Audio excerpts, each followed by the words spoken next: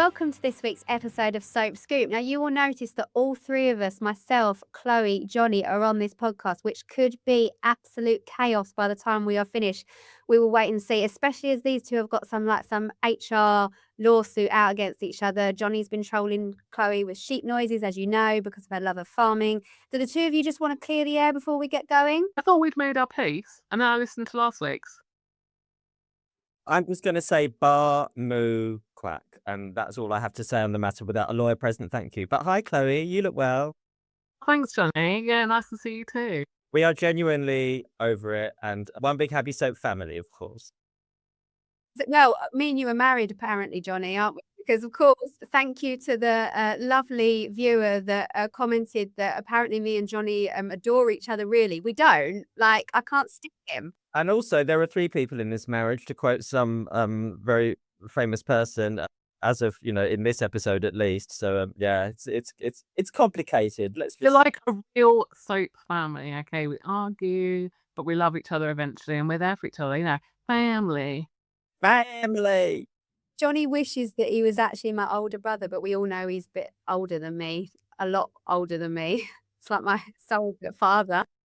Hello, HR. Anyway, right, well, enough from us bickering. That could continue, but we're going to get on to the big soap plots of the week, starting with Coronation Street, because we have a wedding to look forward to finally. It's Swarla. One of you kick it off. What have we got to look forward to with this one? Well, my was the outfits. We were all waiting, weren't we, to see what they were going to wear. I love Carla's outfit. Bit bemused by what Lisa's got going on top, kind of some bejeweled, bepearled thing going on. She's got some mesh. I don't mind a bit of mesh. The mesh. Looks a bit meshy. A bit messy or a bit meshy? Both. Well, my issue, obviously it's happy ever after. It doesn't look like anything's going wrong, not from the pictures in our magazine. You should really look at those. In fact, we've done a very special thing for you. In one of the features, I believe it's the big interview, you can it's like a poster that you can pull out. You can have your own Swarla poster. That was our editor Sarah's brainwaves. Amazing. Well, put it in your windows, show your support for Swarla at this happy time. It's going to be a collector's item, I think, isn't it? Put it in your windows. It's like when Will Young and Gareth Gates were on Pop Idol, when you were with a poster. I don't know if I did. I was probably too old for all that nonsense even then. I think it's more like Free Deirdre, when there was the Free Deirdre posters you could get in the tabloids. I think I had one of them in my window, which you won't be surprised to hear. What I want to know is, Chloe, how do you feel about the fact that the reception ends up in Underworld and the ceremony is in not the glamorous ballroom that we've heard tales of for weeks on end? Yeah, I personally, I feel like Swarla deserved a big on location wedding, not even the church, just maybe some gorgeous hotel. But, realism, budgets don't always stretch that far. I think it's budgets, isn't it? I think since they spent it all on the Corriedale hard shoulder, there's just no location budget left. And also, Debbie spent all the money on her hotel, so what can you do? I actually quite like the fact that it's a bit of a shame it's where Carla works, but I do quite like the fact it's something that's more about them. It's more about their kind of relationship. Although I wouldn't want it in the police station, would you? So what was the choice? The station or Underworld? They could have had it in the interrogation room. Deck that out with some, flowers and some confetti.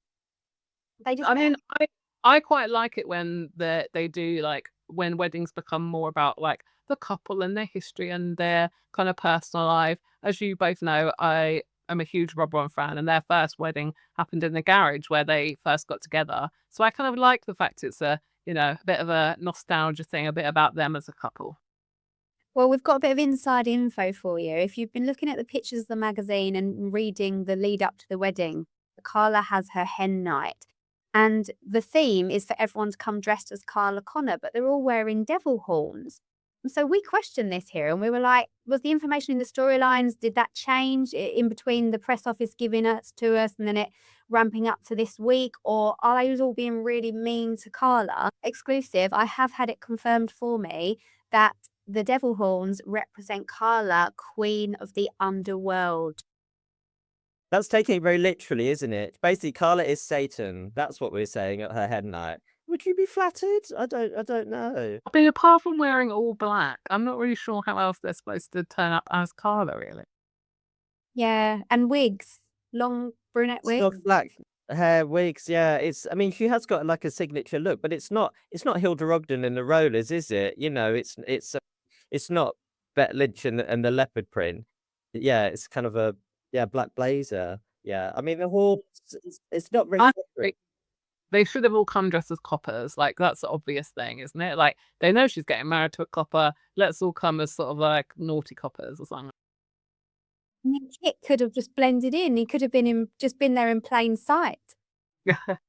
No costume necessary. Naughty coppers. So I don't know. Then we're getting into the realms of strippers. I don't know where this is going. I feel like, What do you expect? Come on. well, that's true. Yeah, I don't Let's know. give stripper on my Hindu, and none of those silly straws either. Refused. Silly straws. Let's just call them those. I know I wasn't going to say what they actually were. They offend me that much. Anyway, now what we should say though, I mean, this is a big occasion, a big moment for the Swarla fans that have followed this couple through thick and thin, through Becky's coat and everything, as you say, that happened on the MC2. Were Corrie always going to have a fairy tale wedding for them? Do you think the temptation was ever there to have Peter Barlow turn up, for example? No. I mean, as much as we've spectated it and kind of teased it, there was always going to be, there's always going to be an event, and they have got an event. It just happens to be, on the side of the wedding as a little like a plate of chips with your main course. But I don't think Peter was ever going to interrupt.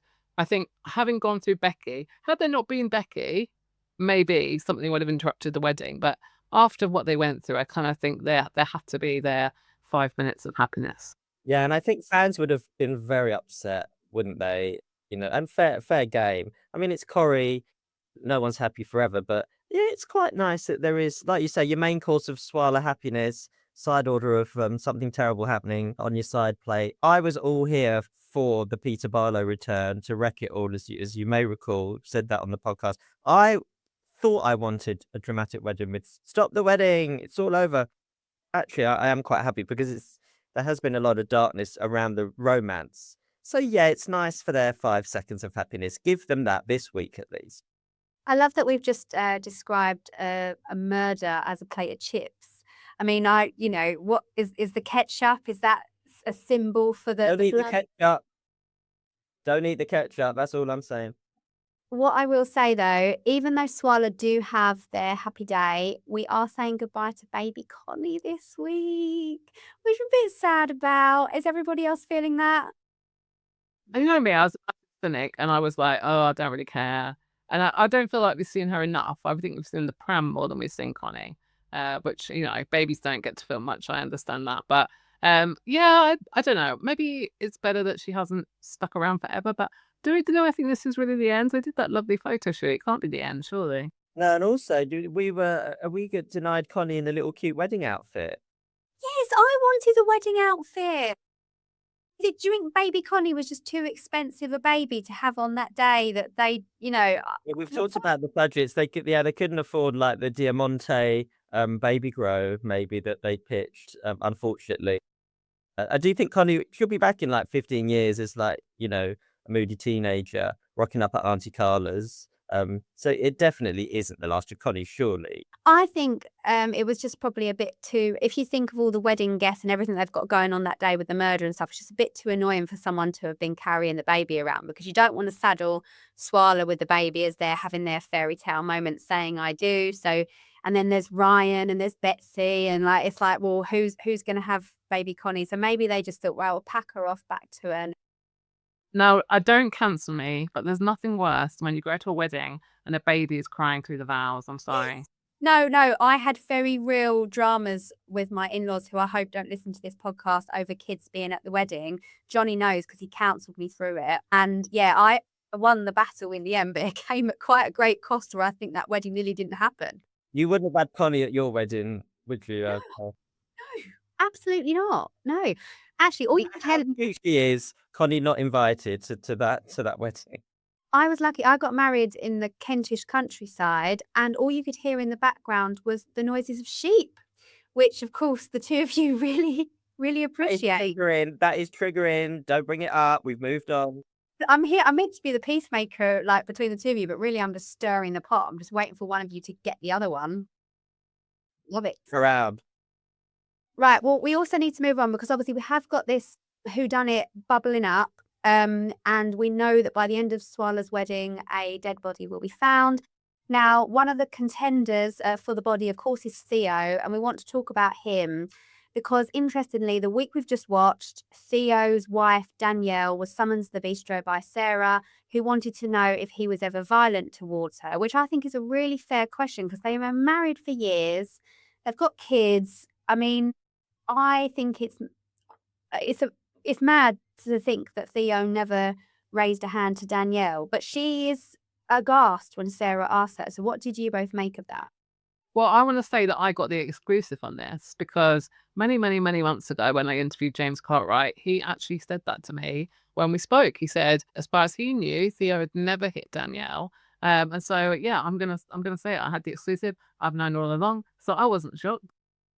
Well, I have a theory on this. I don't know, and I think maybe James Cartwright was maybe feeding you a line, or he didn't know what the actual intent is. See, the way that scene played, I think that maybe Danielle, who we know is a very keeping up appearances, Brie Vanderkamp, Desperate Housewives, I do not want my perfect life to not look like my perfect life. I just got the vibe that perhaps there had been violence in the marriage, but they had moved on from it, or she had agreed to never bring it up, or they had agreed to never bring it up, and she had forgiven him, just in the way she was talking. And I just feel like there's more to it. I feel there's got to be more with Danielle. She's not used enough. Natalie Anson, great signing. She's barely been in it. I think there's a lot to explore there. I think that Danielle was not being honest because she never actually answered Sarah's question directly. I totally see what you're saying, Johnny, but I'm going to disagree. I don't think Here we go, viewers. the beef starts again. Only because I think they did a job. If you remember, like going back right to the beginning of Theo's storyline, the story was that he was quite a devout religious man who'd had all this kind of angst about himself and who he was, and we know he had a previous male partner who he beat up. My feeling is that it's kind of like a internalized homophobia where he just wasn't able to deal with those feelings and kind of took it out on male partners, but not Danielle, because in his eyes, that was the kind of destined path he was meant to take. So, he felt like he was if you want to say real man when he was pursuing that marriage. But with a man, he felt this kind of inner hatred. Yeah, that's interesting. I feel it's all connected with the gay conversion therapy that he went through that I don't feel like we've dug into enough. That's kind of the key to Theo's character, isn't it? But yeah, no, I think, yeah, that is a good point. I think it is that internalized, that hatred, that's the self-hatred. I don't know, Danielle just was a bit sketchy in her responses to Sarah, so maybe there's something else at play. I mean, she didn't have much time to fess up to anything because Todd and Theo just happened to walk in at that moment and Sarah never got her answers. But there is, of course, the argument that perhaps the Theo abuse storyline was not the direction the story was going to go in when he was first brought in, because I didn't see it coming. It just kind of felt like, this is a man. It's really interesting to tell a story about someone who's been married for so many years with children and then actually, is feeling something different and ends up with somebody else. So I wonder if any of you listening thought that that was the direction for Theo when he first arrived on the street. Did you see him at the heart of this big domestic violence storyline, which you'd be mad to think that that wasn't the plan because these things take months of plotting? I feel like with Theo, there were so many red flags early on, and it wasn't clear at the beginning whether he was just like quite annoying or whether he was actually like quite a nasty person. Like, I just remember there's one episode that really sticks out to me where I remember thinking, do you know, I really don't like this guy for Todd at all. And they were at the pub for something, and I think it was before the drag night. I don't think it was when they had the drag night, but he was just really mopey and moany and didn't want to be there. And he was very much like him and Todd were always just going to have a takeaway and being themselves and shutting themselves away. And he was using his kind of secrecy as a way to kind of shield them both away from the world, which is almost a bit of an early sign about what he was going to be like later down the line, isolating Todd. Yeah, really quite coercive. There was signs of that early on, you're right. And also, because that whole, was he just like really annoying? He was so matey and so like, all right, everyone, I'm everyone's mate, Garibaldi, Toddington. Everyone's got a nickname. It's all Bants, Bants, Bants. But it was a bit manic at times. And I think you look back and he was so Jekyll and Hyde. He's like everyone's mate, Theo the builder, Salt the Earth. He's a bloke's bloke.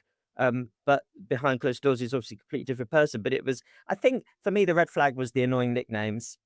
Sorry, I've said it. We're at that pivotal moment now where, Todd is going to confess after a really awful beating. And this kind of is the beginning of it all starting to unravel and placing Theo at the heart of this whodunit that's going to happen at the end of Swarla's wedding. So, but what we would say is that the stuff that we're previewing this week, Theo finds time in between what you've just seen and the whodunit coming up to be really vile to Summer, which of course places her in the frame to be a potential murderer if he is indeed the victim. Johnny, we were talking about this earlier in the office, weren't we?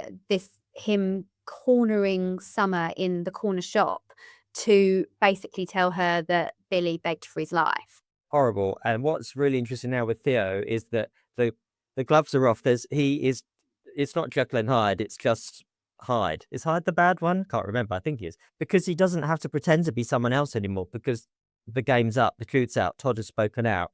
So what you're seeing is unfiltered Theo. And imagine that. Just sit with that, kids, for a little bit, because he doesn't have to pretend anymore and he is full on horrible. So yeah, cornered in the corner shop. Sounds like a horror film. Yeah, he's going to get right in Summer's face and like say, yeah, Billy begged for his life, and he's obviously got no remorse about it, and he's really doing this to deliberately upset Summer. He's also just plain nasty to everybody he runs into on the street.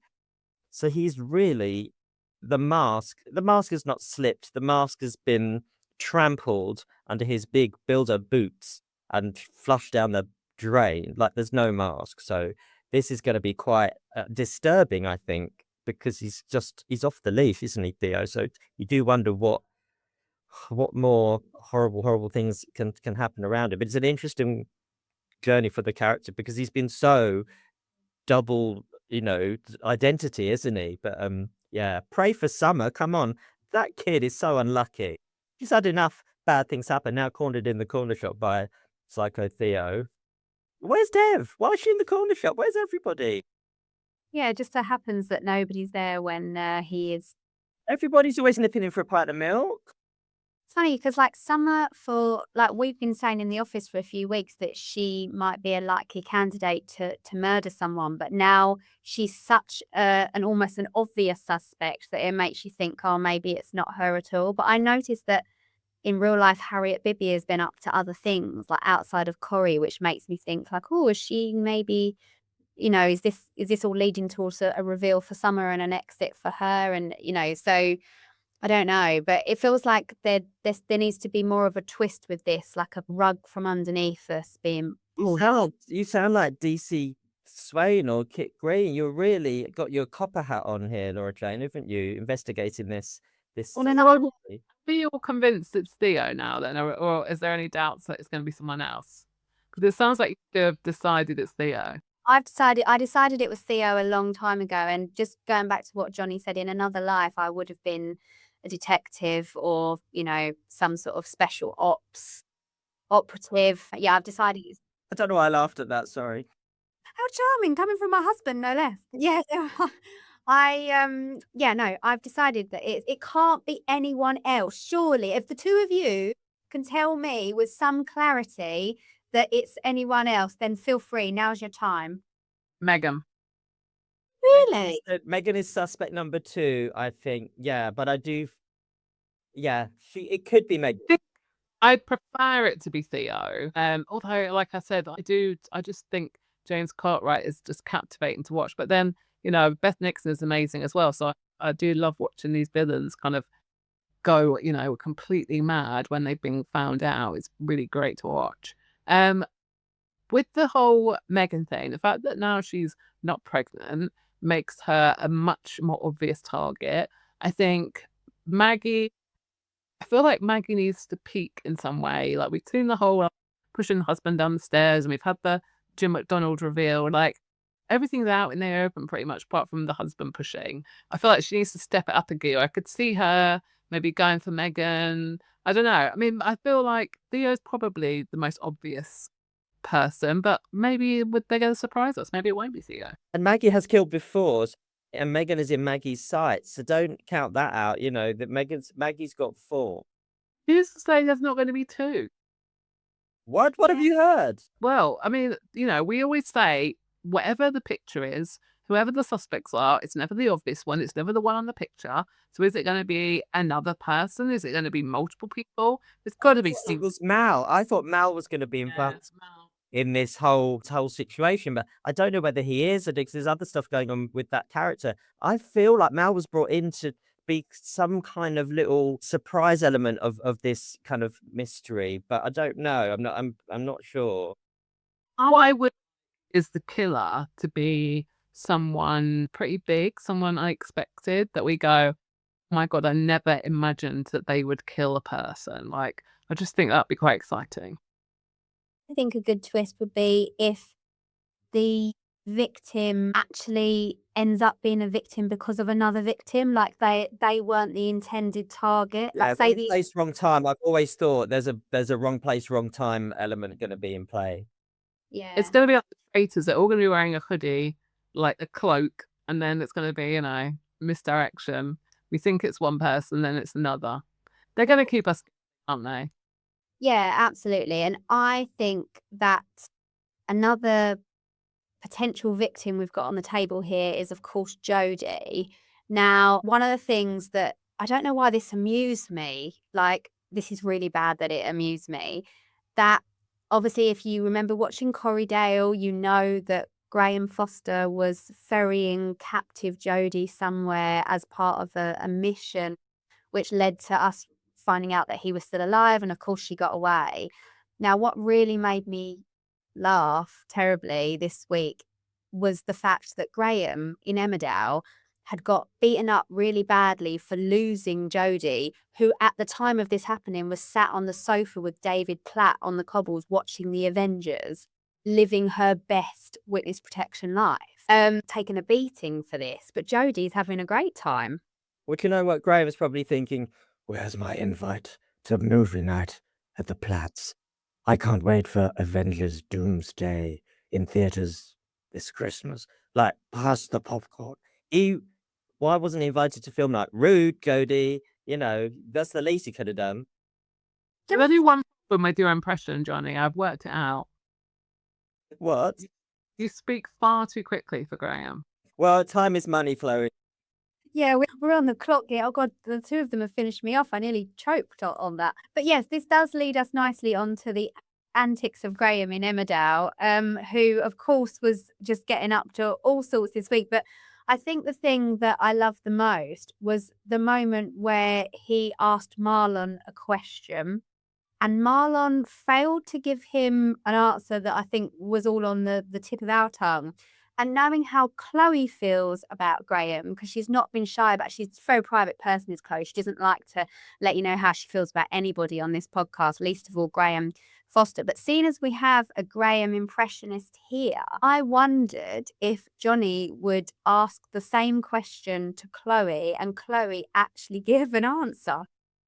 Chloe, am I ridiculous? Yes. You were a corpse that has been reignited or rebooted, I suppose. Yeah, I mean, do you know where I was rewatching the Graham stuff today with conveniently him being beaten to death just so he could try and get it off with Rona. You sound like Graham. You always say, "Oh, I've been rewatching Graham." Just stop trying to deny. I wanted to prepare myself to speak about Graham, and I wanted to Lady needs to test. No, I'm telling you, I wanted to come up with this theory, okay? Because there was something dodgy about Graham with his whole I've been attacked and left for dead routine. I think he got someone to do it on purpose. That is my theory. No way. Do you think? Or Yeah, did you that's just fine. do it himself? Yeah, like I think this is my conspiracy theory about Graham. I think he did it to himself. And now he's doing the whole like, oh, I'm going to delete Rena's number because I'm really pathetic. Like, get a grip. You died, okay? And now she's moved on. Just get over it. And I just say, Am I Ridiculous needs to be the title of Graham's autobiography, don't you think?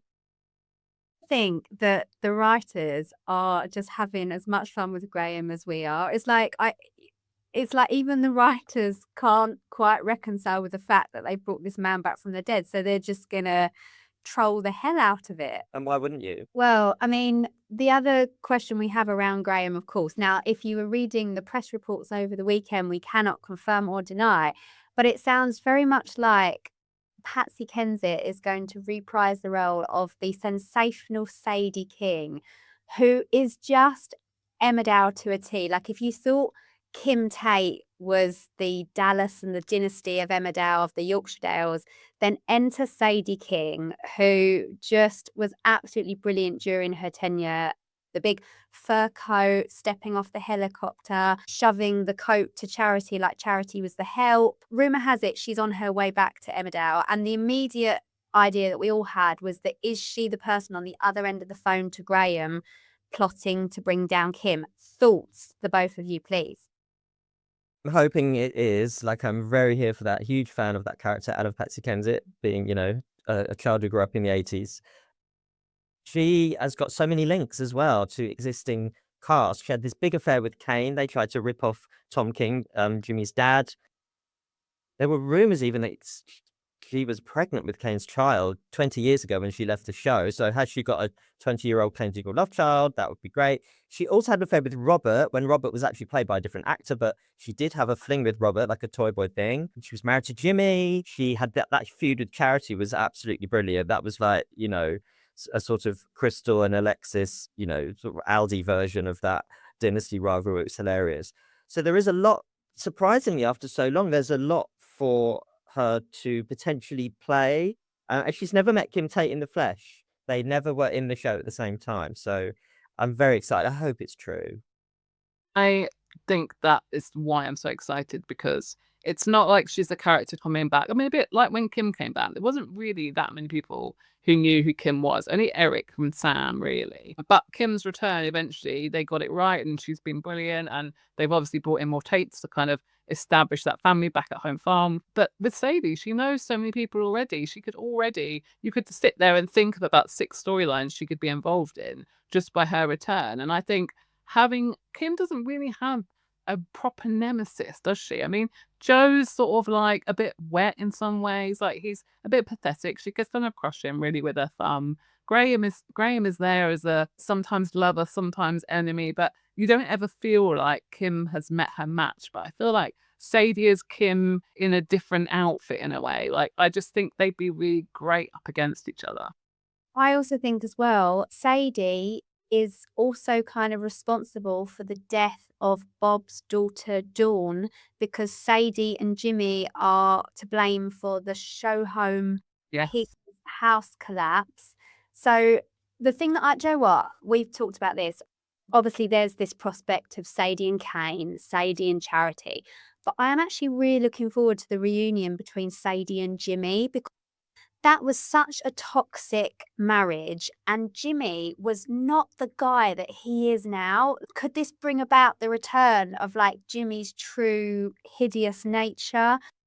Johnny, you spoke about this earlier in the office, the idea of Sadie versus Nicola. Like, I'm Yes. that. Sadie versus Nicola would be hilarious, because Nicola and Jimmy do occupy that quite comedic space, don't they?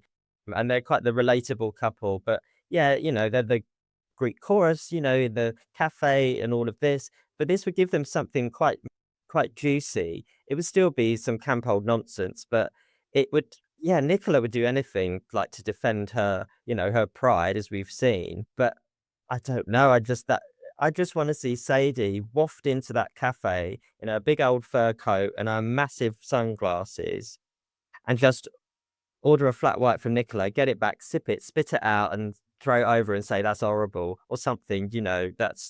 I want this kind of sort of partly domestic, partly really trashy, glamorous rivalry going on. Like you say, it's Kim versus Sadie. It's Nicola versus Sadie. That would be hilarious.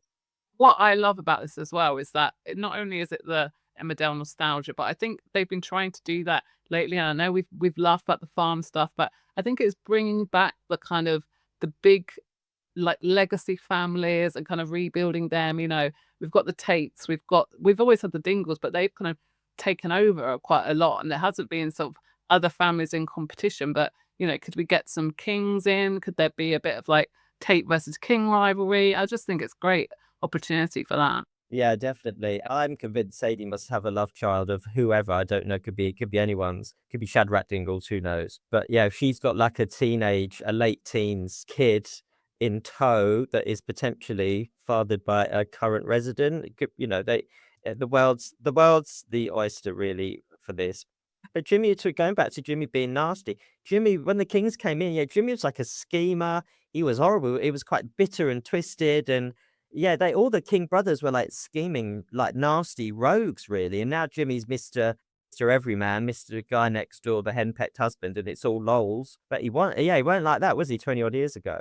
No, it's funny because out of all the King brothers, Jimmy was the one, like, this sounds awful now because I kind of quite like him as a character, but back then it was like, oh, so he was the only one that survived. Like the rest of them Yeah. carped it. And because, you loved Matthew. Matthew was like the one that everybody fancied. And then like there was Carl, equally everybody fancied him, but then he went down a road that they couldn't bring him back. And then poor Max, like that was a tragic affair. So I feel like it's interesting now.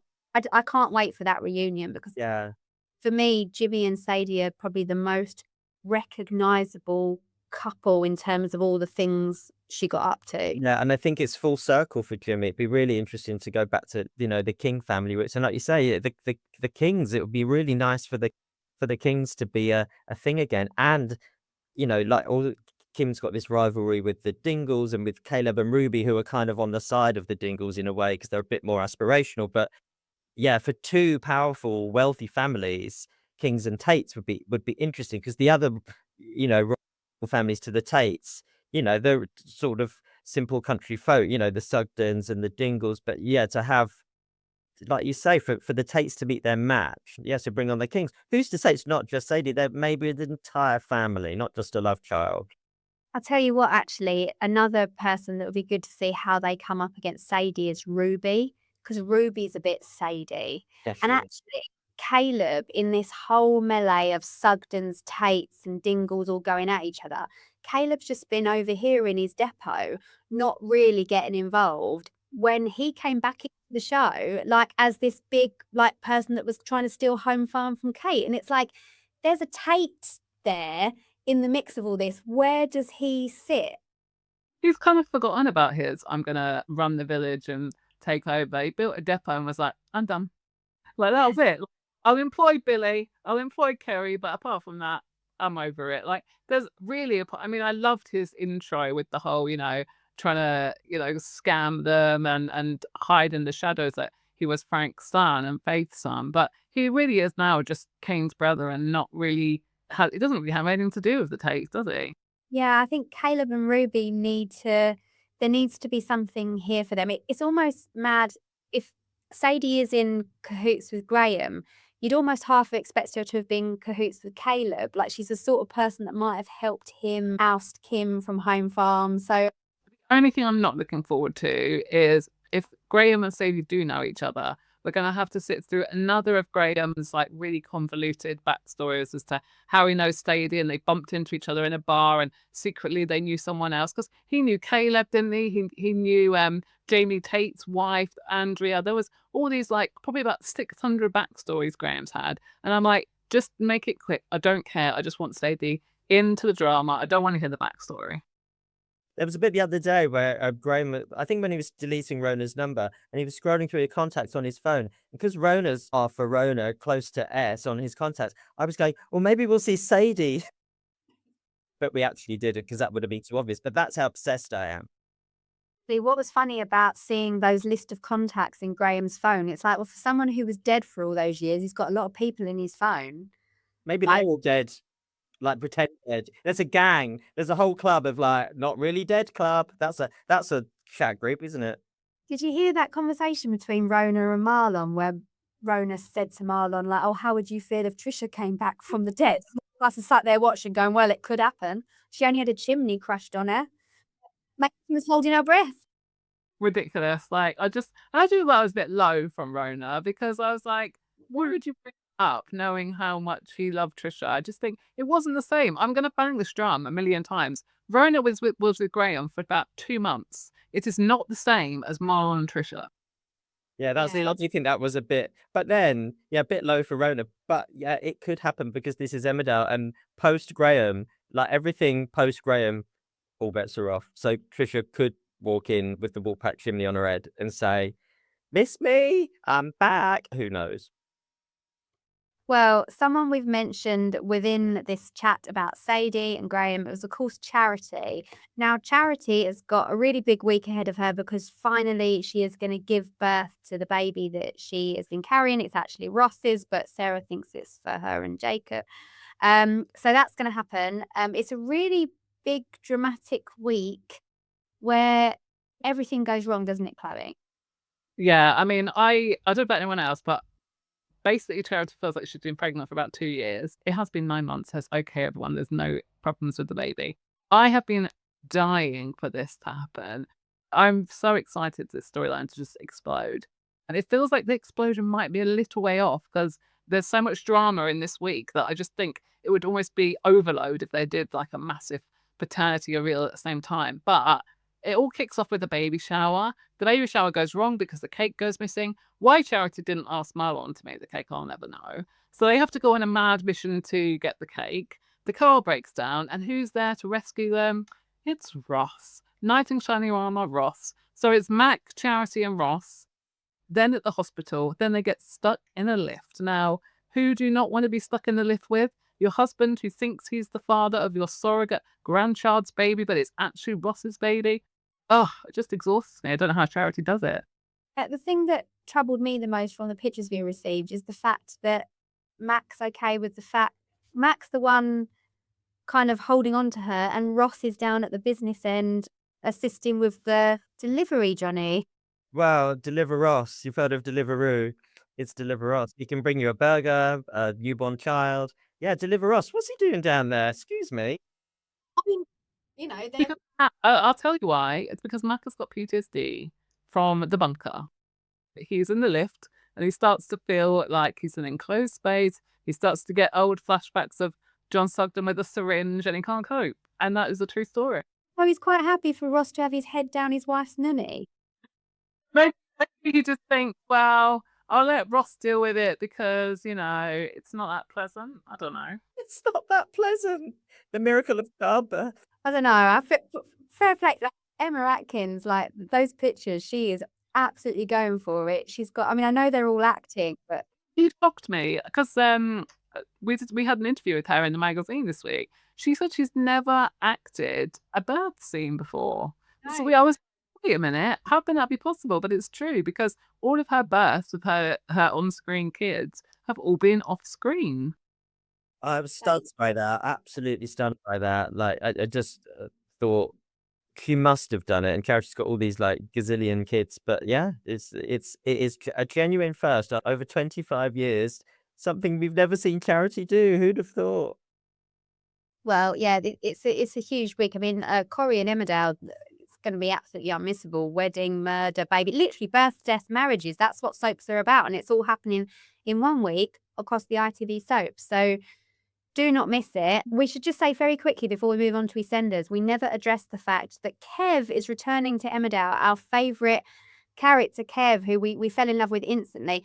Before we go into huge storyline detail, we should probably save that for another week. But if he comes back, well, we know he's coming back. What's your karaoke number of choice if he gets to the mic again? Well, how can you be if you're not the one?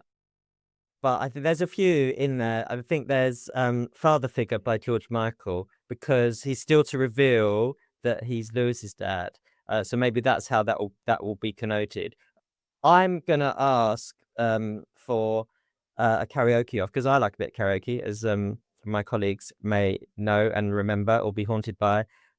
So Tell It to My Heart by Taylor Dane. It's an 80s banger. Look it up, kids, if you've never heard of it. I'd like a Tell It to My Heart off with Kev, and I am here for it. It's a karaoke battle. Make it happen. Thank you. Let's get him on the podcast. The two of you can have a sing off. That's all I've got to say.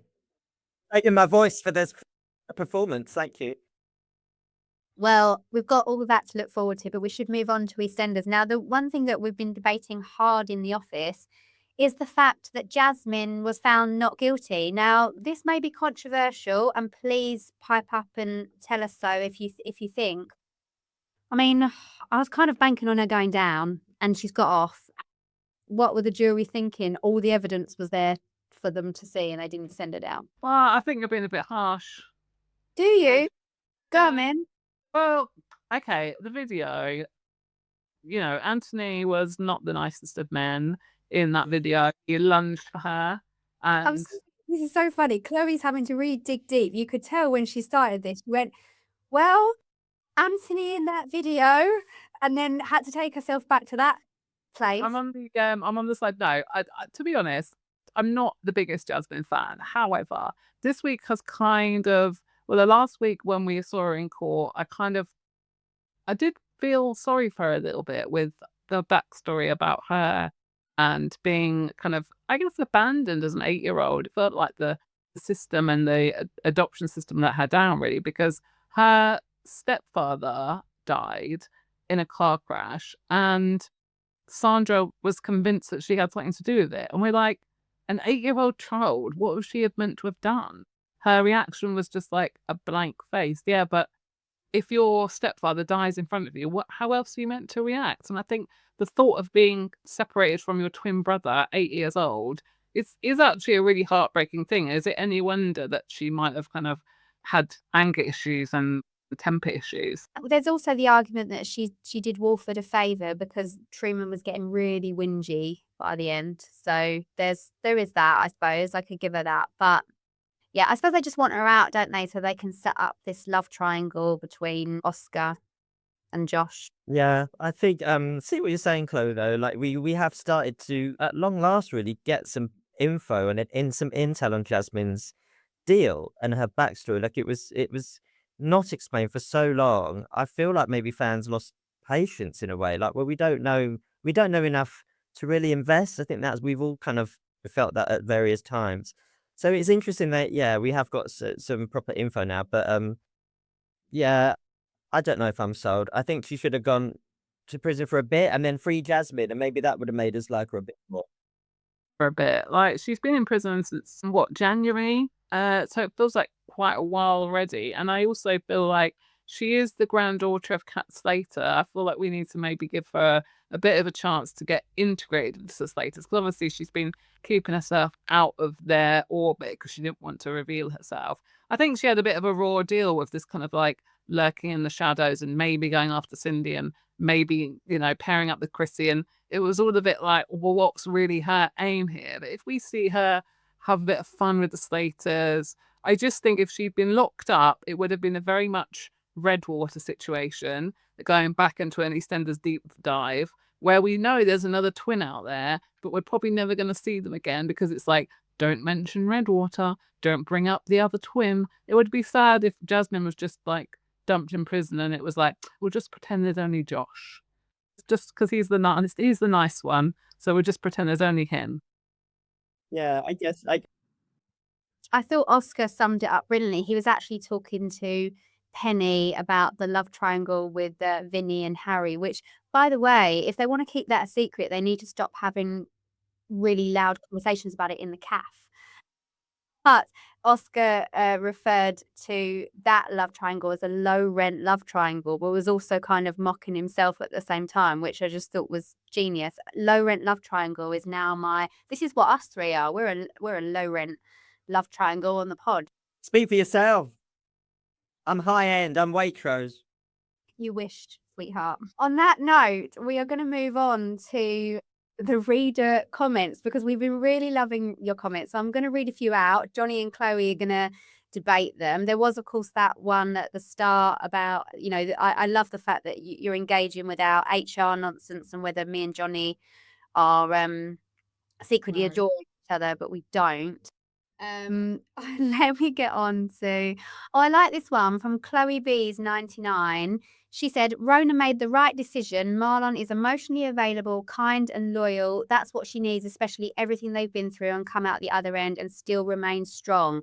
It would be cruel to break it up for Graham, of all things, and doesn't send a great message, to be honest. Graham is much better suited to Kim, despite what's going on at the moment. They have a complex but passionate relationship that should be explored more. How do they capture it? What if they got cameras in the bedrooms? Well, they did have that interesting, I'll say interesting snog the other week. Well, I was gonna say, Chloe, great name, great taste. Although I'm slightly put off by the passionate Kim and Graham stuff, although I appreciate it. Perfectly put about Graham and Rona. I feel like we've gone through so much of them, and I felt like it was a really adult decision from Rona. I do hope, and I don't think it will happen because it's Emmerdale, but I do hope that is like the line drawn and there won't be any kind of affair shenanigans, but I'm pretty sure I'm going to be wrong on that. We're going to move on to a comment from Unsafe68. Christina's coat is definitely one that Elaine from EastEnders would wear. They are both similarly glam. Love that. Yeah, definitely. Do you know what I was thinking? Would be good if Christina and Debbie and Debbie's Angels, you know, that girl gang in Corrie. What if they went for a girly weekend to London, and they stayed at the Peacock Palace, and we could have another East Street sort of mashup situation. And Elaine could be like, "Oh, hello, darling. Welcome to Peacock Palace. Like your coat." It would be sequins galore. It would be lots of innuendo. Oh, I'd love it. It'd be so good. I'd love that too. And also George could maybe, I mean, I know the business is struggling in Weatherfield, but the Undertakers has kind of gone a bit quiet in Walford since all of the Undertakers like just up to let. Who's running that now? Like Jay's not there. So yeah, George, get yourself down to Walford. There's an Undertakers for the take. Franchise. Yeah, good franchise. Yeah, I reckon I could see George and Christina in Walford. What's the crossover, Johnny? But they did East Street, didn't they, for children in need years ago? They just need to go back to that. Or Corenders. Correnders. Yeah, Corenders. Talking of coats, I spotted another amazing coat last week. Carrie in Emmerdale's got a green fluffy coat, which I think is new. Yeah. I looked up. Karen Millen, very pricey. She's got Pollard's money, isn't she? She's doubling Pollard's money, exactly. Yeah. She's got some spenny new threads. Jay's not paying for it because Caleb don't pay him well, so he hasn't bought it for her. Yeah, I like that. She can go up against Sadie when she arrives back in her faux fur. Right, now we need to, I love this one as well. Julie McGugan 1244. The DS Walsh questioning Bear reminded me of DC Green and Corrie questioning Abby while she was in the midst of a mental breakdown. It was laughable. They mean laughable as in like, how can you be grilling someone when they're clearly in the throes of a breakdown? Did you two agree this grilling of Bear was completely unnecessary? Well, coming up this week, DS Walsh is now convinced that Bear and Ray were in cahoots. So, I mean, that is beyond the pale. I mean, why is there no one doing some sort of like mental health assessment on Bear? Like, he shouldn't even be interviewed, really. I feel like there should be an inquiry into Houghton Police inappropriate conduct. Frankly, get the government involved and suspend Walsh. Yeah, it's all a bit of a travesty, frankly, and I demand that they be investigated. Okay, there's a lot of debate over the character of Mal still in Coronation Street. Andrea McDonald Black 9201 says Roy hired him out of guilt for writing to his wife. I don't even believe there was a wife, that Mal was catfishing Roy all along. To me, he is crazier than the other three, Megan, Carl and Theo. Either way, I'm tired of all the darkness. We need more Swarla and less of these other storylines. Well, we've talked about Mal and his wife and all that weirdness before, because that kind of came out of nowhere and hasn't really been resolved. It did seem odd at the time that we never saw a wife. We thought for a long time that whoever was texting Roy was someone we knew. Does he know Roy from some connection? Like, why is he there? Like, it seems very random that he purposely kind of targeted Roy. I don't really understand why. Yeah, there's more to be explained, I think. I feel like they've parked it a bit, and Mal's felt like it's various red herrings for various plots. I still think Mal's got something to do with the murder mystery. Yeah, you're obsessed with Mal. I'm obsessed with. Oh, well, I need my electrics done, so I'm just thinking wonder if Mal will come round, but then he might, try and do something horrible because he's not to be trusted. So yeah. That is true. Now, I've got another comment actually from Julie McGuggan1244, who was responding to us as we were talking about Gary Windass, particularly being the Batman or the Robin Hood of Weatherfield. They say they think Gary is more like the Dexter of Corrie, but he does tend to take out baddies who deserve it. However, Kate's fiance, I think they mean Rana, didn't deserve him wrecking the roof of Underworld. That was a terrible miscalculation on his part. Yeah, I mean that Corrie doesn't have a fantastic record when it comes to female same-sex weddings. We had obviously the jilted bride, we had Rana being crushed by a roof. It's all been a bit disastrous. So we can, I think, safely say that Swarla is going to be the first successful lesbian wedding or same-sex wedding for two women. So yeah, thank goodness for that. Yeah, I hope that factory roof is in good nick now because they're about to have their wedding reception. I mean, all I can say is no wonder Kate didn't go. Talk about triggering. Yeah, that's true. That's true. Yeah, that is a good One thing I forgot to mention earlier, actually, my only disappointment about this wedding is where is Lisa's family? I want to meet her mum. I want to meet, a sister or her brother or a cousin or someone. I think we need to see a bit more of who Lisa is, really.